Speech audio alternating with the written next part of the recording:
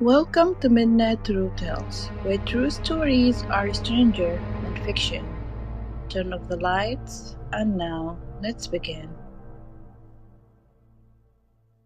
Some memories fade as we grow older, childhood moments become blurry, dreams mix with reality, and eventually most things are forgotten. But not this one. What I'm about to tell you happened when I was only 6 or 7 years old. And even now, after all these years, I still remember every detail as clearly as if it happened yesterday.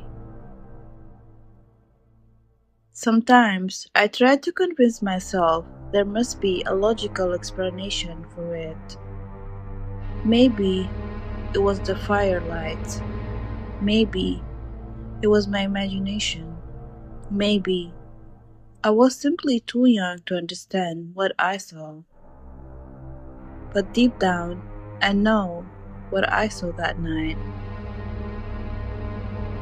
And I know there were only 6 people inside that house. So explain to me, why were there 7 shadows?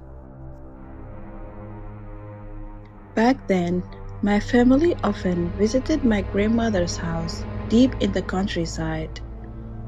It was far away from the city, surrounded by rice field, tall trees, and dirt roads that turned into thick mud whenever it rained.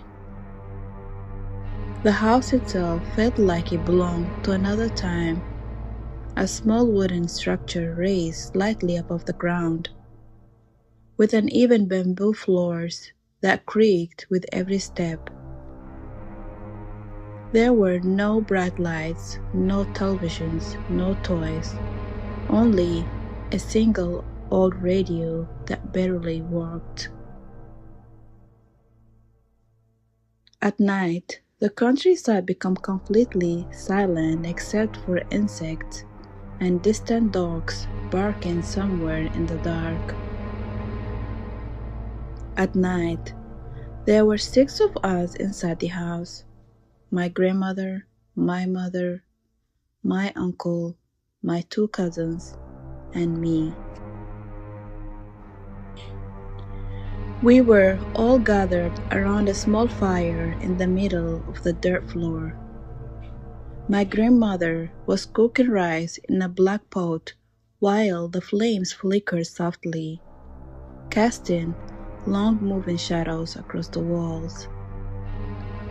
We were eating smoked meat and drinking coffee, the adults talking casually, laughing here and there. My cousins whispered and joked each other. Everyone seemed relaxed, warm, normal, except me. I was bored. I remember sitting there, staring out the open window at the stars, wishing there was something to do. Eventually, I started counting random things just to pass the time.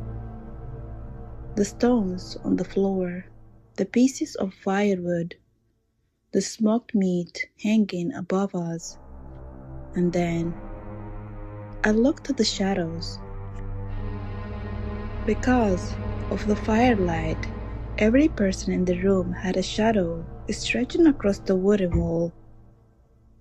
So I started counting them. 1, my grandmother. 2, my mother. 3, my uncle. 4, my first cousin. 5, my second cousin. 6, me. I remember feeling satisfied. Everything matched perfectly. But then I stood up and I saw something behind me. My shadow. I froze. Slowly, I counted again. 1, 2, 3, 4, 5, 6, 7. There were 7 shadows, but only 6 people. I was very confused. At first, I thought I made a mistake. I tried again, carefully watching each person move. My grandmother stirred the pot. Her shadow copied her. My mother adjusted her posture. Her shadow followed. My cousins laughed. Two shadows laughed with them. Everything matched, except one. There was a shadow sitting between my uncle and my cousins. It looked very wrong. It was sitting cross-legged near the fire, just like the adults. It held something long over its shoulder, a stick, or maybe something else. Its hair looked so messy, and strangely it seemed to be listening to the conversation, nodding, as if it understood everything being said.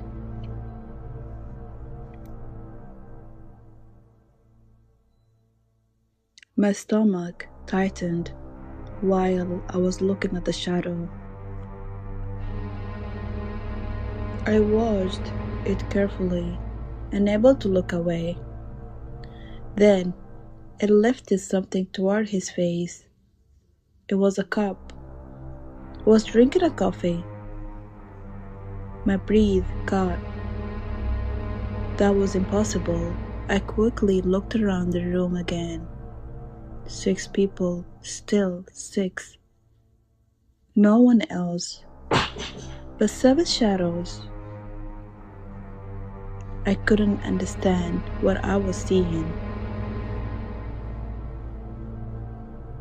So I did the only thing I could think of. I pointed. "Grandma, look!" Everyone turned toward me immediately, and when they saw it, the entire room changed. My grandmother's expression went completely still. My mother stopped breathing for a moment. Even my uncle turned silent, without saying a word. My grandmother grabbed water and threw it on the fire. The flames died instantly. Darkness swallowed the room. And in that moment, I swear, I saw the shadow turn its head toward me, as if it knew I had noticed it. Then it was gone. The adults quickly told us to go to sleep. No one spoke. No one asked questions. My mother pulled me close as we lay down on the wooden bed together in complete darkness. But I couldn't sleep. I kept staring into the black room, thinking about the shadow that wasn't supposed to be there. After a while, I whispered to my mother, "Mom, what was that?" There was a long pause. Then she answered quietly, "A lost soldier." I didn't understand that time. She continued softly, "From old wars that passed through this land, some souls never moved on." I felt a chill run through me. "Why was it there?" I asked. My mother immediately hushed me. "Don't talk about it." Then she added something I still remember clearly to this day. "If you ever see something like that again, do not point at it." I frowned. "Why?" She tightened her grip on my hand. because ghosts don't always see us. Her voice lowered even more. But when you notice them, she paused, they notice you too. That night, I didn't sleep at all.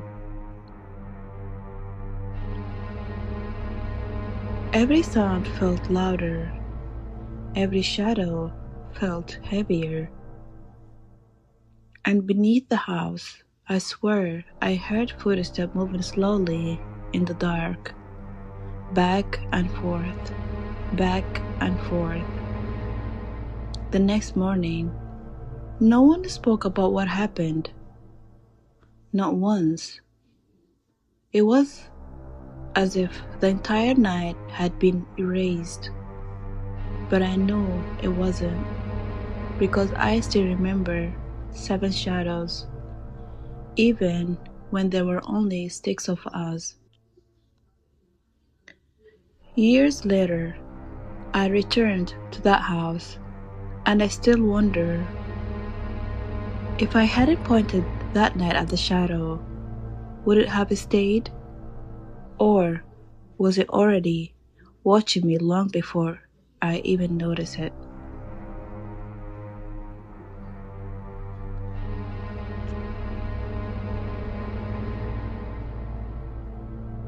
Thank you for listening. If you enjoyed tonight's story, do not forget to like, subscribe, and comment your thoughts below. We upload every Monday and Thursday. Until then, stay safe, and I will see you again.